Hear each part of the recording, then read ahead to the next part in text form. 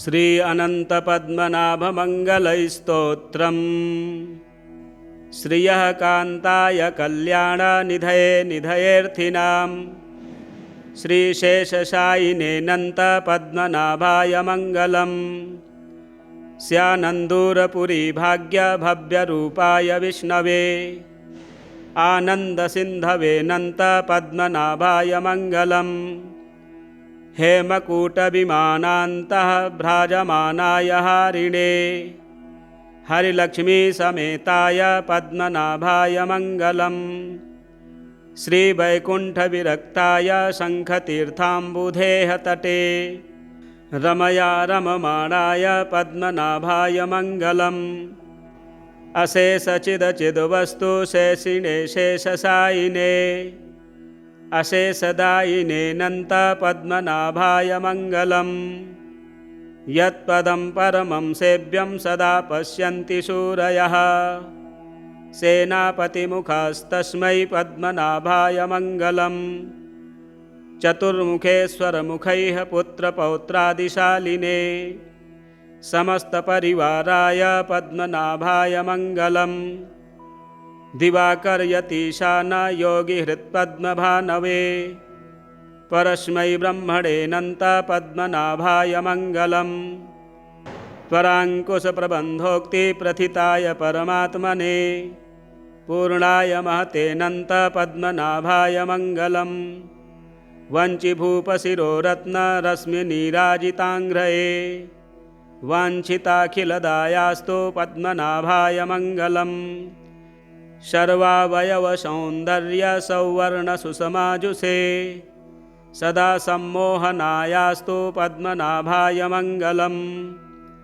योगेश्वराय कृष्णाय नरसिंहाय योगिने योगमुद्राभिरामाय पद्मनाभाय मङ्गलम् अनन्तपुरनाथाय निरन्तरदयामुचे अनन्तपद्मनाभाय नित्यश्रीः नित्यमङ्गलम् अनन्तपद्मनाभाय नित्यश्रीः नित्यमङ्गलम् श्री अनन्तपद्मनाभमङ्गलस्तोत्रं सम्पूर्णम् सूर्यकृतं श्रीचक्रपाणिस्तोत्रम् देवदेव जगन्नाथ नमस्ते भक्तवत्सल प्रपन्नं पाहि मां विष्णो कृपया पुरुषोत्तम अपराधं क्षमस्वाद्य मया ज्ञानकृतं प्रभो त्वां विना शरणं नास्ति त्वमेव शरणं मम चक्राम्बुजे समासेनं चक्राद्यायुधभूषणं चक्रमन्त्राधिदेवेशं चक्रराजमहं भजे सर्वावयवसम्पूर्णमष्टबाहुं त्रिलोचनं दष्ट्राकरालवदनं भयस्यापि भयङ्करम् उग्रपिङ्गलकेशाढ्यं ज्वालामालापरिष्कृतम् अप्रदृश्यमनिर्देश्यं ब्रह्माण्डव्याप्तविग्रहम् अष्टायुधपरिवारम् अष्टशक्तिसमन्वितम् अष्टारं चक्रमत्युग्रं मुशलं चाङ्कुशं तथा पद्मं दक्षिणपार्श्वे तु चतुर्भिर्बाहुभिर्वृतं वामतः शङ्खशशरश्चापपाशगदाधरं रक्तवस्त्रधरं देवं रक्तमाल्योपशोभितं रक्तचन्दनलिप्ताङ्गं रत्नमालाविभूषितं दिव्यरत्नविचित्रेण मकुटेन विराजितं दुष्टनिग्रहकर्तारं भक्तानुग्रहरूपिणं सुदर्शनाभिधानं त्वामात्मानोऽभिमुखं भजे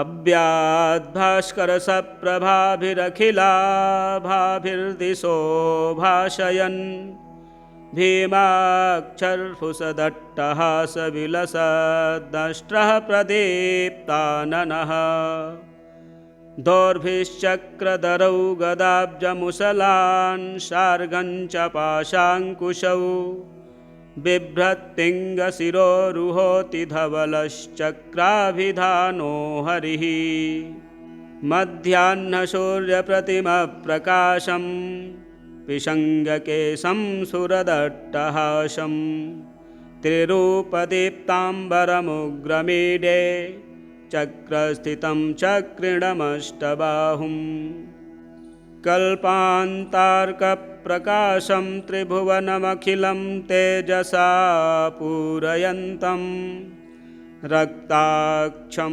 पिङ्गकेक्षं रिपुकुलदहनं भीमदष्ट्राट्टहासम् शङ्खं चक्रं गदाब्जे प्रथुतरमुशलं चापपाशाङ्कुशादीन् बिभ्राणं दोर्भिरीड्यं मनसि मुररिपुं भावये चक्रपाणिम् त्रिनेत्रं चतुश्चक्रशंशोभिहस्तं स्थितं तञ्च पङ्केरुहे योगपीठे महोग्राकृतिं कालविद्युत्सकाशं नृसिंहं भजे चक्रपश्चात् सुसंस्थं नृसिंहं भजे चक्रपश्चात् सुसंस्थं शूरकृतं चक्रपाणिस्तोत्रं सम्पूर्णम् श्रीविष्णुपञ्जरैस्तोत्रं पुलस्त्य उवाच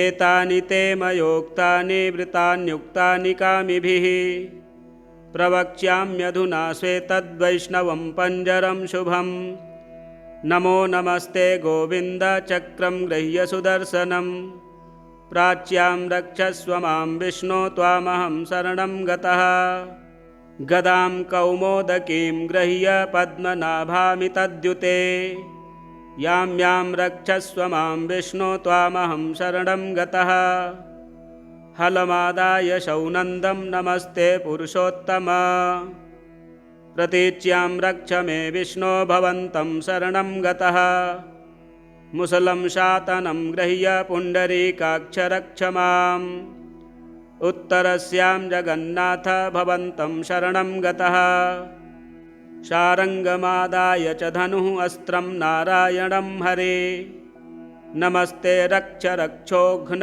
ऐशान्यां शरणं गतः पाञ्चजन्यं महाशङ्कमन्त्रबोध्यं च पङ्कजं प्रगृह्य रक्ष मां विष्णो आग्नेयां यज्ञसूकर चर्मशौर्यशतं गृह्य खड्गं चन्द्रमसं तथा नैऋत्यां च मां च रक्षस्व दिव्यमूर्ते नृकेसरिन् वैजयन्तीं प्रगृह्य त्वं श्रीवत्सं कण्ठभूषणं वायव्यां रक्ष मां देव अश्वशीर्ष नमोऽस्तु ते वैनतेयं समारुह्य अन्तरिक्षे जनार्दन मां त्वं रक्षाजित सदा नमस्ते त्वपराजित विशालाक्षं समारुह्य रक्ष मां त्वं रसातले अकूपार नमस्तुभ्यं महामोह नमोऽस्तु ते करशीर्षाङ्घ्रि सर्वेषु तथाष्टबाहुपञ्जरं कृत्वा रक्षस्व मां देव नमस्ते पुरुषोत्तम एतदुक्तं भगवता वैष्णवं पञ्जरं महत् पुरा रक्षार्थमीशेन कात्यायन्यै द्विजोत्तम नाशयामास सा यत्र दानवं महिषासुरं नमरं रक्तबीजं च तथान्यान् सुरकण्टकान् वामनपुराणे विष्णुपञ्जरस्तोत्रं सम्पूर्णम् श्री अनन्तपद्मनाभमङ्गलैस्तोत्रम् श्रियः कान्ताय कल्याणनिधये निधयेऽर्थिनां श्रीशेषशायिने नन्तपद्मनाभाय मङ्गलम् स्यानन्दूरपुरी भाग्यभव्यरूपाय विष्णवे आनन्दसिन्धवे नन्तपद्मनाभाय मङ्गलम् हेमकूटविमानान्तः भ्राजमानाय हारिणे हरिलक्ष्मीसमेताय पद्मनाभाय मङ्गलम् श्रीवैकुण्ठविरक्ताय शङ्खतीर्थाम्बुधेः तटे रमया रममाणाय पद्मनाभाय मङ्गलम् अशेषचिदचिद्वस्तु शेषिणे शेषशायिने अशेषदायिने नन्तपद्मनाभाय मङ्गलम् यत्पदं परमं सेव्यं सदा पश्यन्ति शूरयः सेनापतिमुखास्तस्मै पद्मनाभाय मङ्गलम् चतुर्मुखेश्वरमुखैः पुत्रपौत्रादिशालिने समस्तपरिवाराय पद्मनाभाय मङ्गलम् दिवाकर्यतीशान योगिहृत्पद्मभानवे परस्मै ब्रह्मणेऽनन्त पद्मनाभाय मङ्गलम् त्वराङ्कुशप्रबन्धोक्ति प्रथिताय परमात्मने पूर्णाय महतेऽनन्त पद्मनाभाय मङ्गलम् वञ्चिभूपशिरोरत्नरश्मिनीराजिताङ्घ्रये वाञ्छिताखिलदायास्तु पद्मनाभाय मङ्गलम् सर्वावयवसौन्दर्यसौवर्णसुषमाजुषे सदा सम्मोहनायास्तु पद्मनाभाय मङ्गलम् योगेश्वराय कृष्णाय नरसिंहाय योगिने योगमुद्राभिरामाय पद्मनाभाय मङ्गलम् अनन्तपुरनाथाय निरन्तरदयामुचे अनन्तपद्मनाभाय नित्यश्रीः नित्यमङ्गलम् अनन्तपद्मनाभाय नित्यश्रीः नित्यमङ्गलम्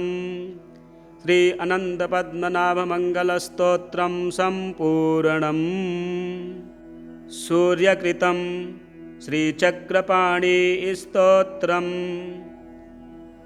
देवदेव जगन्नाथ नमस्ते भक्तवत्सल प्रपन्नं पाहि मां विष्णो कृपया पुरुषोत्तम अपराधं क्षमस्वाद्य मया ज्ञानकृतं प्रभो त्वां विना शरणं नास्ति त्वमेव शरणं मम चक्राम्बुजे समासेनं चक्राद्यायुधभूषणं चक्रमन्त्राधिदेवेशं चक्रराजमहं भजे सर्वावयवसम्पूर्णमष्टबाहुं त्रिलोचनं दष्ट्राकरालवदनं भयस्यापि भयङ्करम् उग्रपिङ्गलकेशाढ्यं ज्वालामालापरिष्कृतम् अप्रदृश्यमनिर्देश्यं ब्रह्माण्डव्याप्तविग्रहम् अष्टायुधपरिवारम् अष्टशक्तिसमन्वितम् अष्टारं चक्रमत्युग्रं मुशलं चाङ्कुशं तथा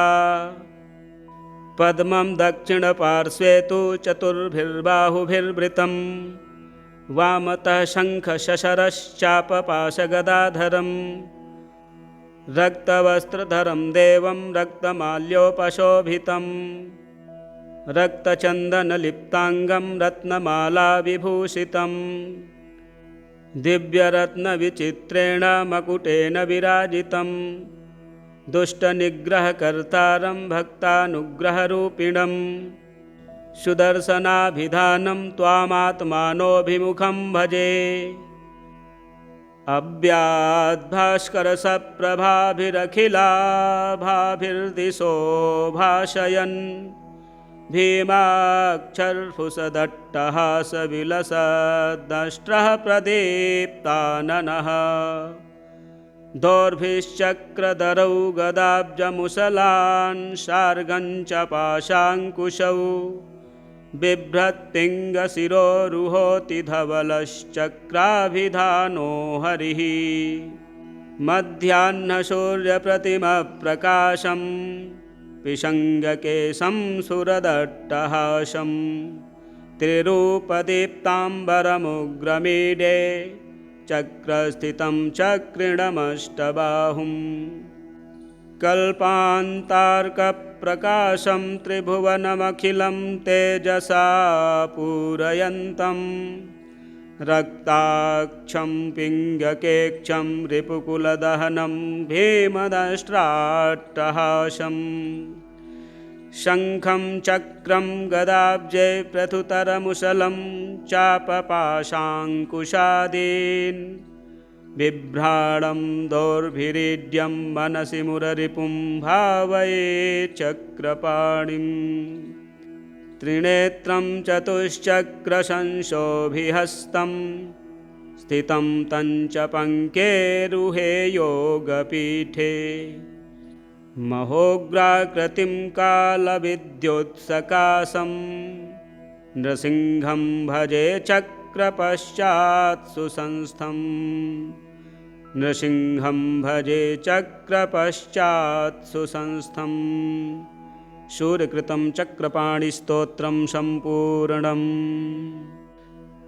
श्रीविष्णुपञ्जरैस्तोत्रम् पुलस्त्य उवाच एतानि ते मयोक्तानि वृतान्युक्तानि कामिभिः प्रवक्ष्याम्यधुना श्वेतद्वैष्णवं पञ्जरं शुभम् नमो नमस्ते गोविन्द चक्रं गृह्य सुदर्शनं प्राच्यां रक्षस्व मां विष्णो त्वामहं शरणं गतः गदां कौमोदकीं गृह्य पद्मनाभामितद्युते यां यां रक्षस्व मां विष्णो त्वामहं शरणं गतः हलमादाय शौनन्दं नमस्ते पुरुषोत्तम प्रतीच्यां रक्ष मे विष्णो भवन्तं शरणं गतः मुसलं शातनं गृह्य पुण्डरीकाक्ष रक्ष माम् उत्तरस्यां जगन्नाथ भवन्तं शरणं गतः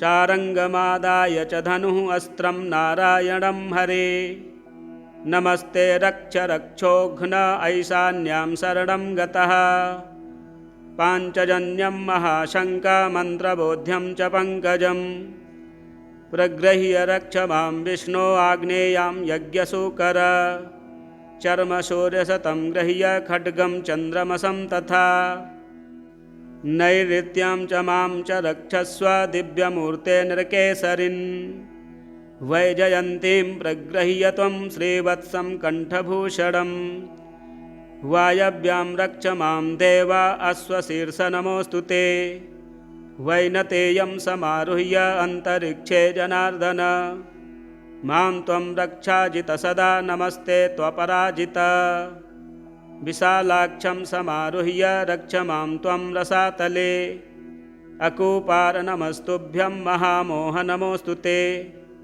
करशीर्षाङ्घ्रि सर्वेषु तथाष्टबाहुपञ्जरम् कृत्वा रक्षस्व मां देव नमस्ते पुरुषोत्तम एतदुक्तं भगवता वैष्णवं पञ्जरं महत् पुरा रक्षार्थमीशेन कात्यायन्यै द्विजोत्तम नाशयामास सा यत्र दानवं महिषासुरं नमरं रक्तबीजं च तथान्यान् सुरकण्टकान् वामनपुराणे विष्णुपञ्जरस्तोत्रं सम्पूर्णम् श्री अनन्तपद्मनाभमङ्गलैस्तोत्रम् श्रियः कान्ताय कल्याणनिधये निधयेऽर्थिनां श्रीशेषशायिने नन्तपद्मनाभाय मङ्गलम् स्यानन्दूरपुरी भाग्यभव्यरूपाय विष्णवे आनन्दसिन्धवे नन्तपद्मनाभाय मङ्गलम् हेमकूटविमानान्तः भ्राजमानाय हारिणे हरिलक्ष्मीसमेताय पद्मनाभाय मङ्गलम् श्रीवैकुण्ठविरक्ताय शङ्खतीर्थाम्बुधेः तटे रमया रममाणाय पद्मनाभाय मङ्गलम् अशेषचिदचिद्वस्तु शेषिणे शेषशायिने अशेषदायिने नन्तपद्मनाभाय मङ्गलम् यत्पदं परमं सेव्यं सदा पश्यन्ति शूरयः सेनापतिमुखस्तस्मै पद्मनाभाय मङ्गलम् चतुर्मुखेश्वरमुखैः पुत्रपौत्रादिशालिने समस्तपरिवाराय पद्मनाभाय मङ्गलम् दिवाकर्यतीशान योगिहृत्पद्मभानवे परस्मै ब्रह्मणे नन्तपद्मनाभाय मङ्गलम्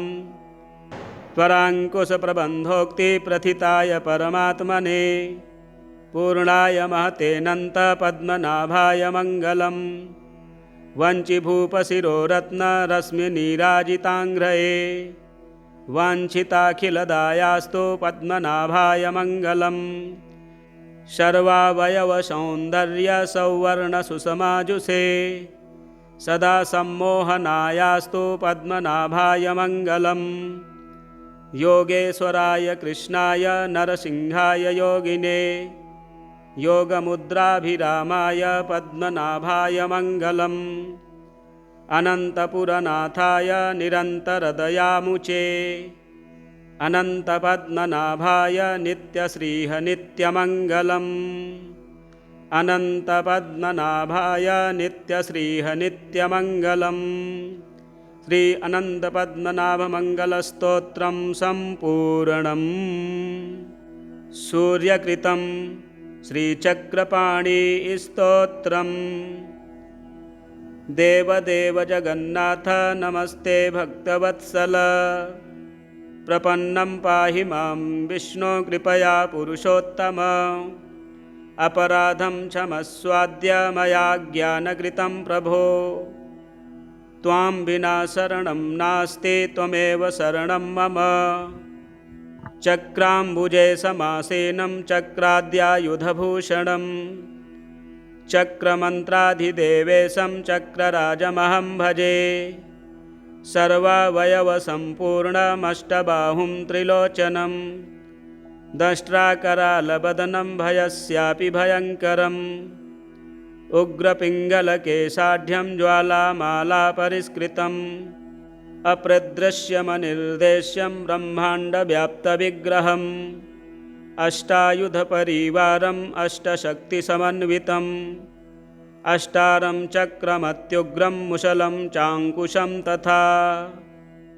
पद्मं दक्षिणपार्श्वे तु चतुर्भिर्बाहुभिर्वृतम् वामतः शङ्खशशरश्चापपाशगदाधरम्। रक्तवस्त्रधरं देवं रक्तमाल्योपशोभितम् रक्तचन्दनलिप्ताङ्गं रत्नमालाविभूषितम्। दिव्यरत्नविचित्रेण मकुटेन विराजितं दुष्टनिग्रहकर्तारं भक्तानुग्रहरूपिणं। सुदर्शनाभिधानं त्वामात्मानोऽभिमुखं भजे। अव्याद्भास्करसप्रभाभिरखिलाभाभिर्दिशो भाषयन् भीमाक्षरफुसदट्टहासविलसद्दष्ट्रः प्रदीप्ताननः।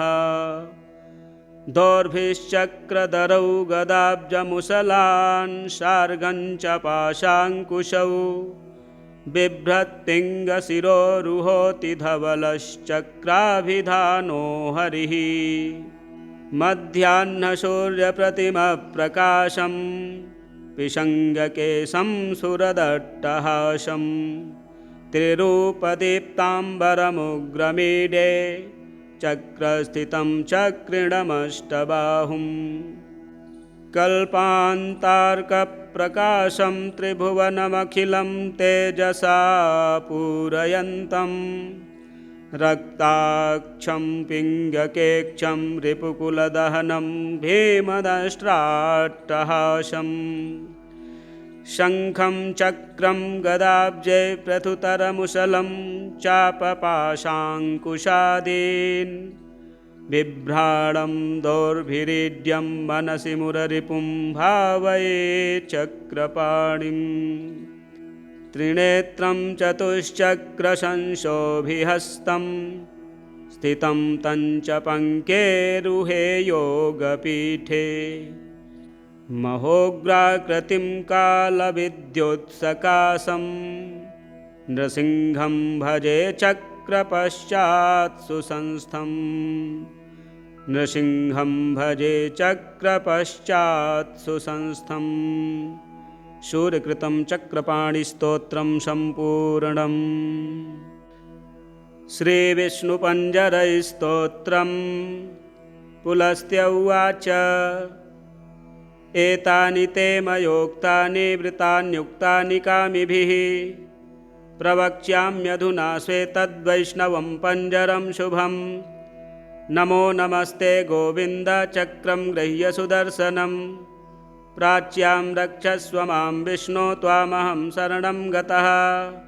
गदां कौमोदकीं गृह्य पद्मनाभामि तद्युते यां यां रक्षस्व मां विष्णो त्वामहं शरणं गतः हलमादाय शौनन्दं नमस्ते पुरुषोत्तम प्रतीच्यां रक्ष मे विष्णो भवन्तं शरणं गतः मुसलं शातनं गृह्य पुण्डरीकाक्ष रक्ष माम् उत्तरस्यां जगन्नाथ भवन्तं शरणं गतः शारङ्गमादाय च धनुः अस्त्रं नारायणं हरे नमस्ते रक्ष रक्षोघ्न ऐशान्यां शरणं गतः पाञ्चजन्यं महाशङ्कमन्त्रबोध्यं च पङ्कजं प्रगृह्य रक्ष मां विष्णो आग्नेयां यज्ञसूकर चर्मशौर्यशतं गृह्य खड्गं चन्द्रमसं तथा नैऋत्यां च मां च रक्षस्व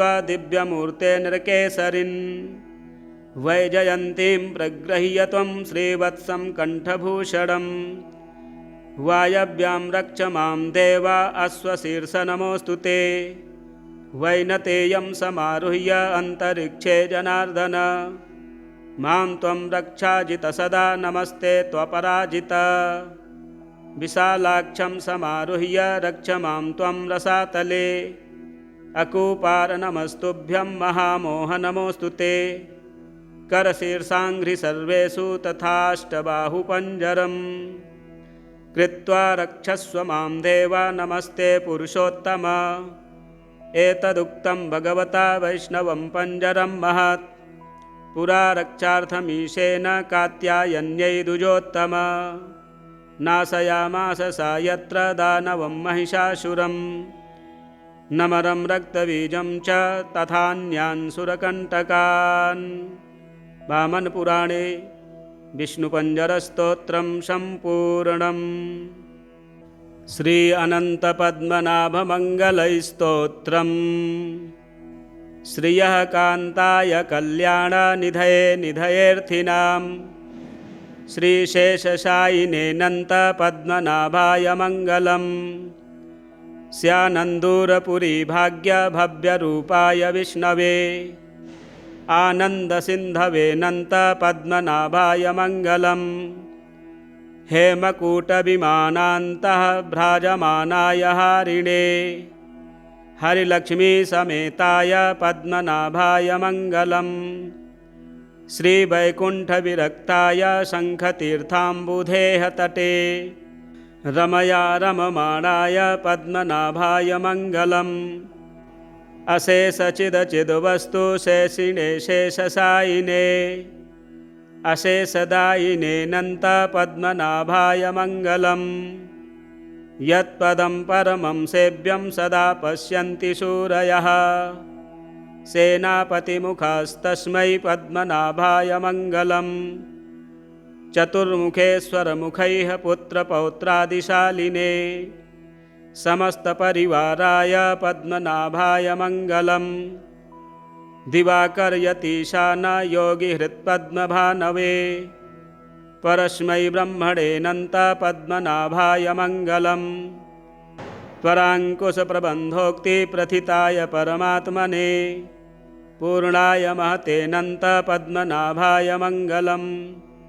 वञ्चिभूपशिरोरत्नरश्मिनीराजिताङ्घ्रये वाञ्छिताखिलदायास्तु पद्मनाभाय मङ्गलम्।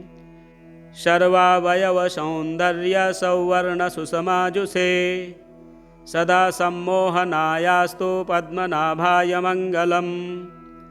योगेश्वराय कृष्णाय नरसिंहाय योगिने योगमुद्राभिरामाय पद्मनाभाय मङ्गलम्। अनन्तपुरनाथाय निरन्तरदयामुचे अनन्तपद्मनाभाय नित्यश्रीः नित्यमङ्गलम्। अनन्तपद्मनाभाय नित्यश्रीः नित्यमङ्गलम्। श्री अनन्तपद्मनाभमङ्गलस्तोत्रं सम्पूर्णम्। सूर्यकृतं श्रीचक्रपाणिस्तोत्रम्।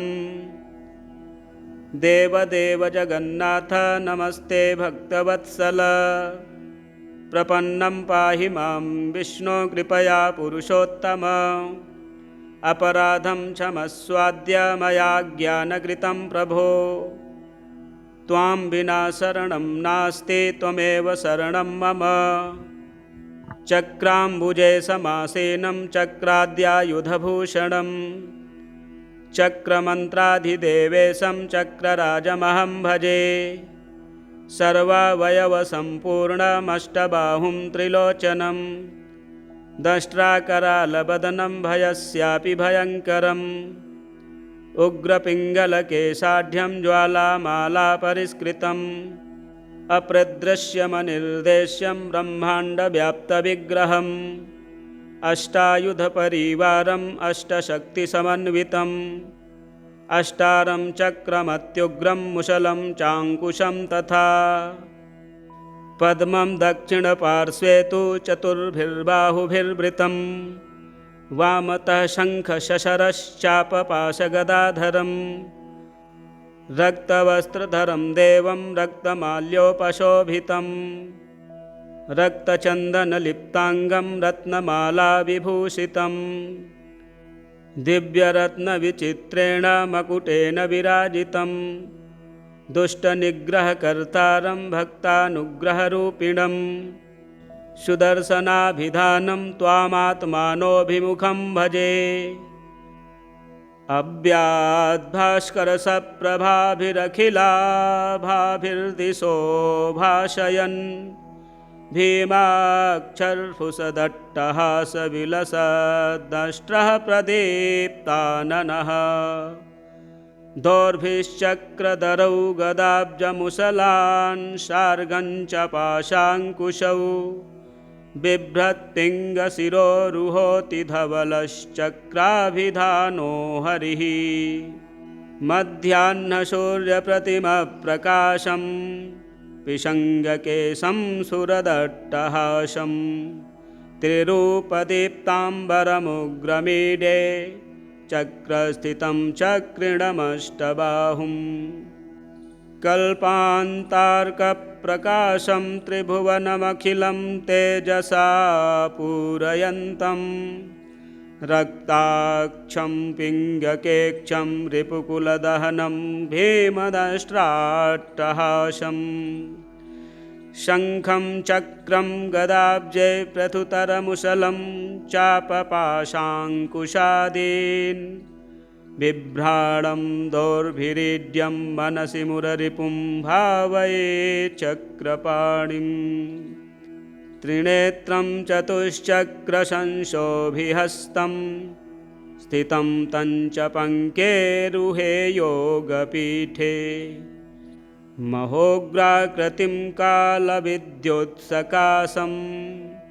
नृसिंहं भजे चक्रपश्चात् सुसंस्थं नृसिंहं भजे चक्रपश्चात् सुसंस्थं शूरकृतं चक्रपाणिस्तोत्रं सम्पूर्णम्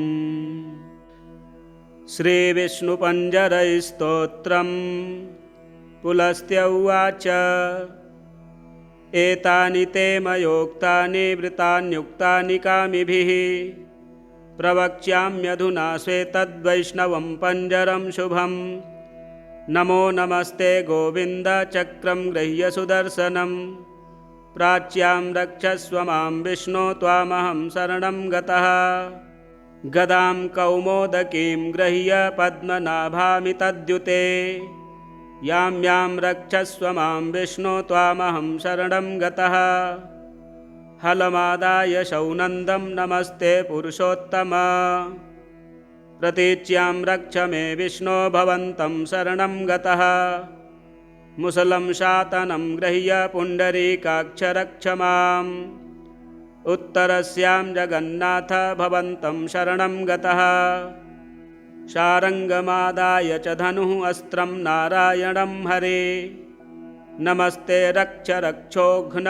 ऐशान्यां शरणं गतः पाञ्चजन्यं महाशङ्कमन्त्रबोध्यं च पङ्कजं प्रगृह्य रक्ष मां विष्णो आग्नेयां यज्ञसूकर चर्मशौर्यशतं गृह्य खड्गं चन्द्रमसं तथा नैऋत्यां च मां च रक्षस्व दिव्यमूर्ते नृकेसरिन् वैजयन्तीं प्रगृह्य त्वं श्रीवत्सं कण्ठभूषणम् वायव्यां रक्ष मां देव अश्वशीर्ष नमोऽस्तु ते वैनतेयं समारुह्य अन्तरिक्षे जनार्दन मां त्वं रक्षाजित सदा नमस्ते त्वपराजित विशालाक्षं समारुह्य रक्ष मां त्वं रसातले अकूपार नमस्तुभ्यं महामोह नमोऽस्तु ते करशीर्षाङ्घ्रि सर्वेषु तथाष्टबाहुपञ्जरम् कृत्वा रक्षस्व मां देव नमस्ते पुरुषोत्तम एतदुक्तं भगवता वैष्णवं पञ्जरं महत् पुरा रक्षार्थमीशेन कात्यायन्यै द्विजोत्तम नाशयामास सा यत्र दानवं महिषासुरं नमरं रक्तबीजं च तथान्यान् सुरकण्टकान्। वामनपुराणे विष्णुपञ्जरस्तोत्रं सम्पूर्णम्। श्री अनन्तपद्मनाभमङ्गलैस्तोत्रम्। श्रियः कान्ताय कल्याणनिधये निधयेऽर्थिनां श्रीशेषशायिने नन्तपद्मनाभाय मङ्गलम्। स्यानन्दूरपुरी भाग्यभव्यरूपाय विष्णवे आनन्दसिन्धवे नन्तपद्मनाभाय मङ्गलम्। हेमकूटविमानान्तः भ्राजमानाय हारिणे हरिलक्ष्मीसमेताय पद्मनाभाय मङ्गलम्। श्रीवैकुण्ठविरक्ताय शङ्खतीर्थाम्बुधेः तटे रमया रममाणाय पद्मनाभाय मङ्गलम्। अशेषचिदचिद्वस्तु शेषिणे शेषशायिने अशेषदायिने नन्तपद्मनाभाय मङ्गलम्। यत्पदं परमं सेव्यं सदा पश्यन्ति शूरयः सेनापतिमुखास्तस्मै पद्मनाभाय मङ्गलम्। चतुर्मुखेश्वरमुखैः पुत्रपौत्रादिशालिने समस्तपरिवाराय पद्मनाभाय मङ्गलम्। दिवाकर्यतीशान योगिहृत्पद्मभानवे परस्मै ब्रह्मणे नन्तपद्मनाभाय मङ्गलम्। त्वराङ्कुशप्रबन्धोक्तिप्रथिताय परमात्मने पूर्णाय महते नन्तपद्मनाभाय मङ्गलम्। वञ्चिभूपशिरोरत्नरश्मिनीराजिताङ्घ्रये वाञ्छिताखिलदायास्तु पद्मनाभाय मङ्गलम्। सर्वावयवसौन्दर्यसौवर्णसुषमाजुषे सदा सम्मोहनायास्तु पद्मनाभाय मङ्गलम्। योगेश्वराय कृष्णाय नरसिंहाय योगिने योगमुद्राभिरामाय पद्मनाभाय मङ्गलम्। अनन्तपुरनाथाय निरन्तरदयामुचे अनन्तपद्मनाभाय नित्यश्रीः नित्यमङ्गलम्। अनन्तपद्मनाभाय नित्यश्रीः नित्यमङ्गलम्। श्री अनन्तपद्मनाभमङ्गलस्तोत्रं सम्पूर्णम्। सूर्यकृतं श्रीचक्रपाणिस्तोत्रम्। देवदेव जगन्नाथ नमस्ते भक्तवत्सल प्रपन्नं पाहि मां विष्णो कृपया पुरुषोत्तम। अपराधं क्षमस्वाद्य मया ज्ञानकृतं प्रभो त्वां विना शरणं नास्ति त्वमेव शरणं मम। चक्राम्बुजे समासेनं चक्राद्यायुधभूषणं चक्रमन्त्राधिदेवेशं चक्रराजमहं भजे। सर्वावयवसम्पूर्णमष्टबाहुं त्रिलोचनं दंष्ट्राकरालवदनं भयस्यापि भयङ्करम्। उग्रपिङ्गलकेशाढ्यं ज्वालामालापरिष्कृतम् अप्रदृश्यमनिर्देश्यं ब्रह्माण्डव्याप्तविग्रहम्। अष्टायुधपरिवारम् अष्टशक्तिसमन्वितम् अष्टारं चक्रमत्युग्रं मुशलं चाङ्कुशं तथा पद्मं दक्षिणपार्श्वे तु चतुर्भिर्बाहुभिर्वृतं वामतः शङ्खशशरश्चापपाशगदाधरं रक्तवस्त्रधरं देवं रक्तमाल्योपशोभितं रक्तचन्दनलिप्ताङ्गं रत्नमालाविभूषितं दिव्यरत्नविचित्रेण मकुटेन विराजितं दुष्टनिग्रहकर्तारं भक्तानुग्रहरूपिणं सुदर्शनाभिधानं त्वामात्मानोऽभिमुखं भजे अव्याद्भास्करसप्रभाभिरखिलाभाभिर्दिशो भाषयन् भीमाक्षरफुसदट्टहासविलसद्दष्ट्रः प्रदीप्ताननः दोर्भिश्चक्रधरौ गदाब्जमुसलान् शार्गं च पाशाङ्कुशौ बिभ्रत्पिङ्गशिरोरुहोति धवलश्चक्राभिधानो हरिः मध्याह्नसूर्यप्रतिमप्रकाशं पिशङ्गकेशं सुरदट्टहासं त्रिरूपदीप्ताम्बरमुग्रमीडे चक्रस्थितं चक्रिणमष्टबाहुं कल्पान्तार्कप्रकाशं त्रिभुवनमखिलं तेजसा पूरयन्तं रक्ताक्षं पिङ्गकेक्षं रिपुकुलदहनं भीमदष्ट्राट्टहासं शङ्खं चक्रं गदाब्जे प्रथुतरमुसलं चापपाशाङ्कुशादीन्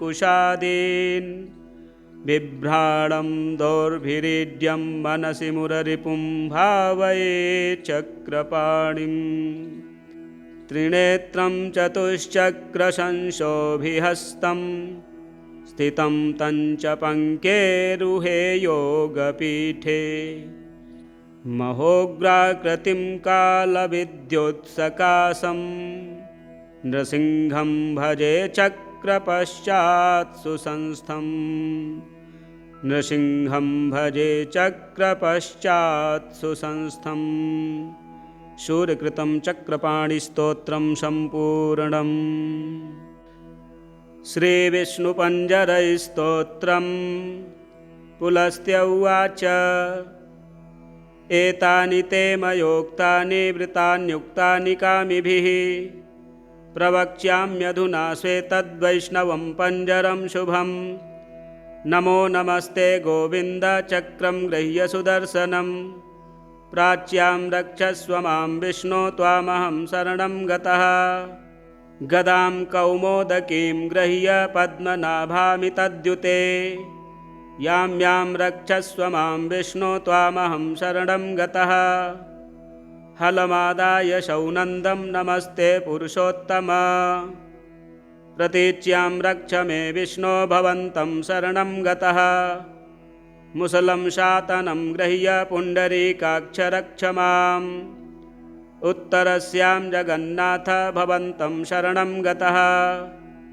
शारङ्गमादाय च धनुः अस्त्रं नारायणं हरे नमस्ते रक्ष रक्षोघ्न ऐशान्यां शरणं गतः पाञ्चजन्यं महाशङ्कमन्त्रबोध्यं च पङ्कजं प्रगृह्य रक्ष मां विष्णो आग्नेयां यज्ञसूकर चर्मशौर्यशतं गृह्य खड्गं चन्द्रमसं तथा नैऋत्यां च मां च रक्षस्व दिव्यमूर्ते नृकेसरिन् वैजयन्तीं प्रगृह्य त्वं श्रीवत्सं कण्ठभूषणं वायव्यां रक्ष मां देव अश्वशीर्ष नमोऽस्तु ते वैनतेयं समारुह्य अन्तरिक्षे जनार्दन मां त्वं रक्षाजित सदा नमस्ते त्वपराजित विशालाक्षं समारुह्य रक्ष मां त्वं रसातले अकूपार नमस्तुभ्यं महामोह नमोऽस्तु ते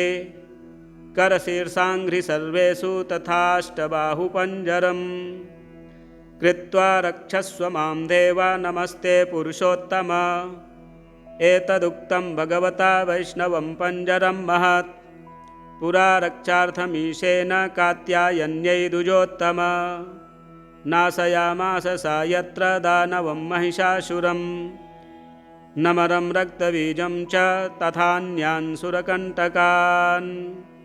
वामनपुराणे विष्णुपञ्जरस्तोत्रं सम्पूर्णम्। श्री अनन्तपद्मनाभमङ्गलस्तोत्रम्। श्रियः कान्ताय कल्याणनिधये निधयेऽर्थिनां श्रीशेषशायिनेऽनन्तपद्मनाभाय मङ्गलम्। स्यानन्दूरपुरी भाग्यभव्यरूपाय विष्णवे आनन्दसिन्धवेऽनन्तपद्मनाभाय मङ्गलम्। हेमकूटविमानान्तः भ्राजमानाय हारिणे हरिलक्ष्मीसमेताय पद्मनाभाय मङ्गलम्।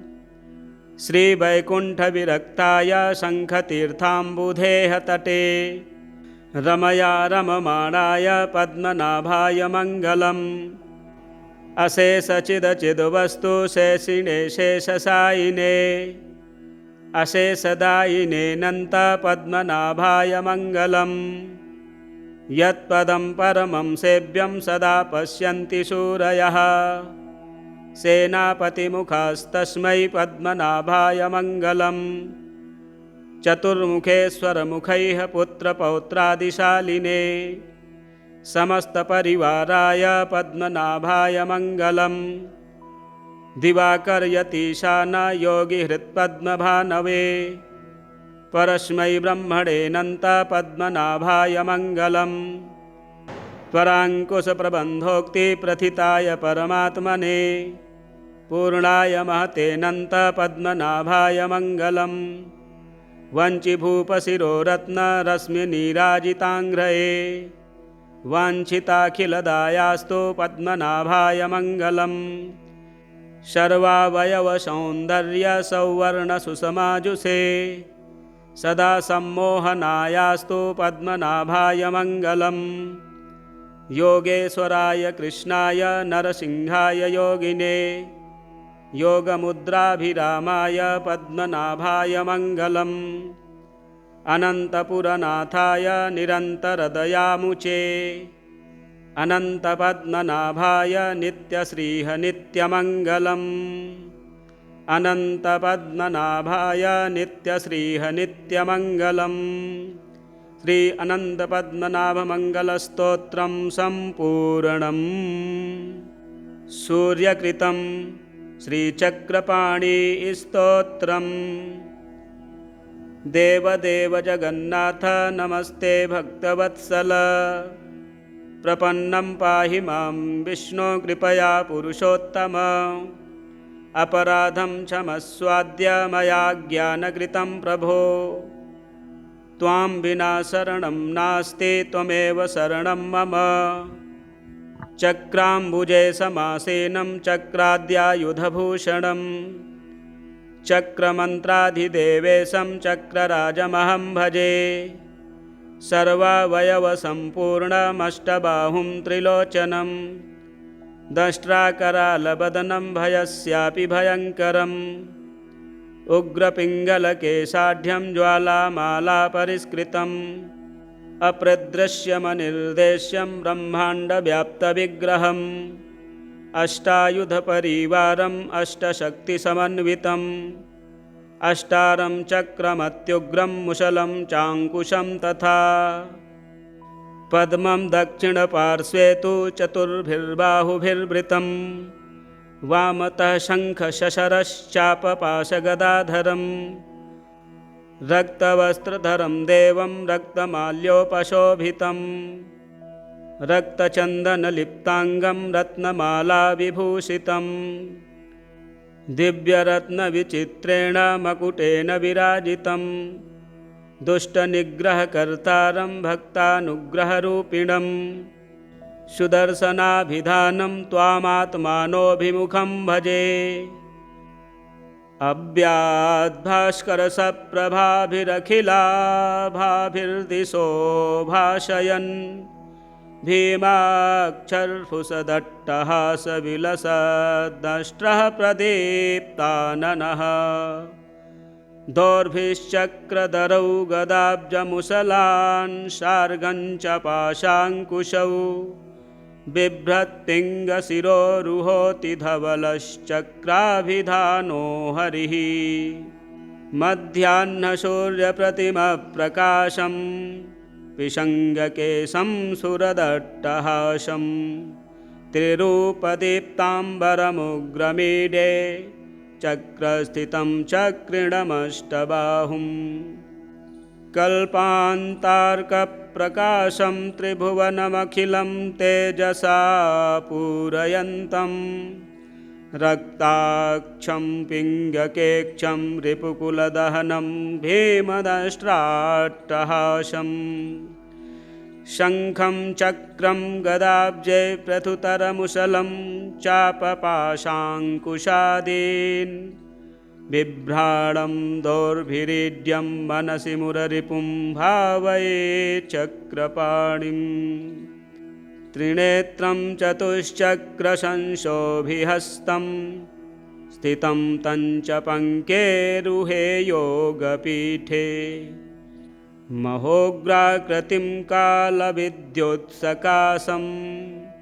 नृसिंहं भजे चक्रपश्चात्सु संस्थं नृसिंहं भजे चक्रपश्चात्सु संस्थं सूर्यकृतं चक्रपाणिस्तोत्रं सम्पूर्णम्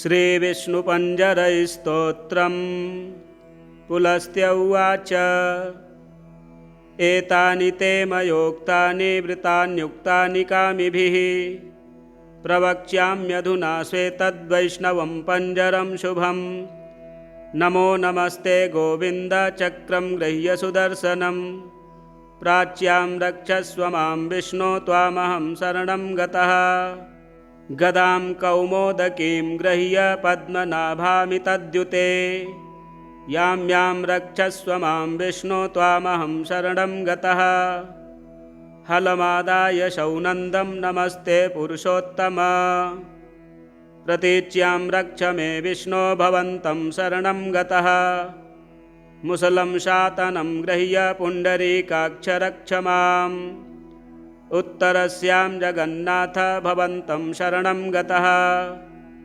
शारङ्गमादाय च धनुः अस्त्रं नारायणं हरे नमस्ते रक्ष रक्षोघ्न ऐशान्यां शरणं गतः पाञ्चजन्यं महाशङ्कमन्त्रबोध्यं च पङ्कजं प्रगृह्य रक्ष मां विष्णो आग्नेयां यज्ञसूकर चर्मशौर्यशतं गृह्य खड्गं चन्द्रमसं तथा नैऋत्यां च मां च रक्षस्व दिव्यमूर्ते नृकेसरिन् वैजयन्तीं प्रगृह्य त्वं श्रीवत्सं कण्ठभूषणं वायव्यां रक्ष मां देव अश्वशीर्ष नमोऽस्तु ते वैनतेयं समारुह्य अन्तरिक्षे जनार्दन मां त्वं रक्षाजित सदा नमस्ते त्वपराजित विशालाक्षं समारुह्य रक्ष मां त्वं रसातले अकूपार नमस्तुभ्यं महामोह नमोऽस्तु ते करशीर्षाङ्घ्रि सर्वेषु तथाष्टबाहुपञ्जरं कृत्वा रक्षस्व मां देव नमस्ते पुरुषोत्तम एतदुक्तं भगवता वैष्णवं पञ्जरं महत् पुरा रक्षार्थमीशेन कात्यायन्यै द्विजोत्तम नाशयामास सा यत्र दानवं महिषासुरं नमरं रक्तबीजं च तथान्यान् सुरकण्टकान् वामनपुराणे विष्णुपञ्जरस्तोत्रं सम्पूर्णम् श्री अनन्तपद्मनाभमङ्गलैस्तोत्रम् श्रियः कान्ताय कल्याणनिधये निधयेऽर्थिनां श्रीशेषशायिनेऽनन्तपद्मनाभाय मङ्गलम् स्यानन्दूरपुरी भाग्यभव्यरूपाय विष्णवे आनन्दसिन्धवेऽनन्तपद्मनाभाय मङ्गलम् हेमकूटविमानान्तः भ्राजमानाय हारिणे हरिलक्ष्मीसमेताय पद्मनाभाय मङ्गलम् श्रीवैकुण्ठविरक्ताय शङ्खतीर्थाम्बुधेः तटे रमया रममाणाय पद्मनाभाय मङ्गलम् अशेषचिदचिद्वस्तु शेषिणे शेषशायिने अशेषदायिने नन्तपद्मनाभाय मङ्गलम् यत्पदं परमं सेव्यं सदा पश्यन्ति शूरयः सेनापतिमुखास्तस्मै पद्मनाभाय मङ्गलम् चतुर्मुखेश्वरमुखैः पुत्रपौत्रादिशालिने समस्तपरिवाराय पद्मनाभाय मङ्गलम्